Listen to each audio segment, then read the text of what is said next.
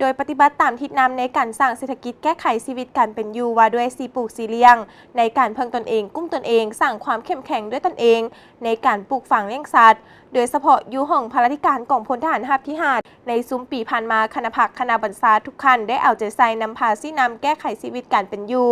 อย่างตั้งหน้าซึ่งมีองค์การกรมกองจำนวนหนึ่งเป็นเจ้าการปลูกฝังเลี้ยงสัตว์แก้ไขชีวิตการเป็นอยู่ของกรมกองได้ดีพอสมควร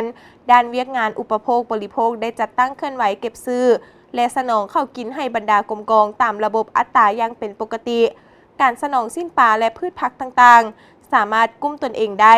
ในนี้การปรุงแต่งหุงต้มก่อถือรักอนามัยรับประกันสุขภาพให้ไอ้น้องได้เป็นอย่างดีโดยเฉพาะรับประกันด้านน้ำมันเสื้อไฟขนส่งยาปัวพยาธิและอื่นๆได้ห้อยส่วนห้อยที่ว่าในซุ้มปีผ่านมากองพลก็ได้ซุ้มใส่สี่น้ำผ้าบรรดากรมกองสืบต่อจัดตั้งปฏิบัติโครงการก่อสร้างนับทั้งอันเก่าที่บ่ทันสำเร็จในซุ้มปีผ่านมาพร้อมเดียวกันนั้นก็ได้มีการก่อสร้างซ่อมแป้งไม้จำนวนหนึ่งซึ่งมีทั้งหมดได้แม่นว่า32โครงการอยู่ในนี้ได้แม่นนำใส่ทุนของกระทรวงได้แม่นมีอยู่3โครงการถือว่าบ่ทันสำเร็จเนาะจากนั้นได้แม่นนำใส่ทุนของกองกองเองได้แม่นมีทั้งหมดได้แม่น26โครงการมาฮอดปัจจุบันนี่ถือว่าสำเร็จ 100% แล้วก็นำใส่ทุนของการช่วยเหลือจากเขต5สเวียดนามถือว่ามี2โครงการ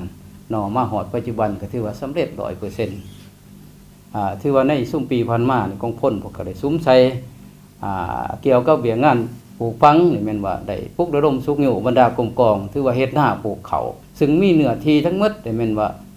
140กว่าเฮกตาร์สามารถเก็บกู้ผลผลิตได้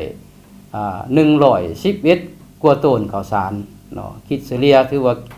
กินกลุ่ม1เดือนขึ้นไปแต่ถ้าเทียบใส่ปีผ่านมาถือว่าปีนี้ผลผลิตของเขานี่ถือว่าเขาหน้านี่เพิ่มขึ้น 3.24% เทียบใส่ปีกาย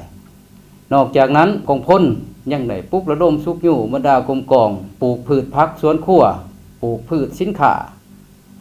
โดยเฉพาะแม่นปลูกหมากเสวอปลูกผักสู้ปลูกมันต้นและอื่นๆซึ่งสามารถสร้างแรงรายรับให้กรมกองได้จำนวนหนึ่งเนาะพิเศษในปีนี้ได้แม่นว่าทางกองพลได้นำใส่พาหนะกลจักรถือว่าบุกเบิกเนื้อที่ให้กองพันใหญ่502ถือว่าปลูกกาแฟในจำนวนเนื้อที่แม่นว่า4เฮกตาร์สำเร็จสำหรับเลี้ยงงานเลี้ยงสัตว์นี้แม่นได้ซุ้มใส่ปกปักรักษาและเลี้ยงสัตว์โดยเฉพาะแม่นประเภทงัวควายเนาะถือว่าปัจจุบันนี่มีงัวควายทั้งหมดทั่วของพลนี่395ตัวเวียกงานปลูกฝังเลี้ยงสัตว์และหารายได้ในซุ้มปีผ่านมาคณะพักกองพลที่5ได้เอาใจใส่นำพาซี่นำแก้ไขความยุ่งยากด้านเศรษฐกิจเห็นให้ชีวิตการเป็นอยู่ของนายและพลทหารนับแต่องค์การลงถึงกรมกองได้จัดตั้งแข่งขันกันทำการผลิตและผลิตเป็นสินค้าโดยเฉพาะเป็นการเฮ็ดนารวมปลูกข้าวปลูกพืชล้มลุกเฮ็ดสวนครัวปลูกไม้อุตสาหกรรมไม้ไห่โฮมไห่มากและอื่นๆแต่ละกลุ่มกองมีส่วนครัวตอบสนองพักกินให้เฮือนครัวรวมและจำหน่ายออกท้องตลาดจำนวนหนึ่งตึมอีก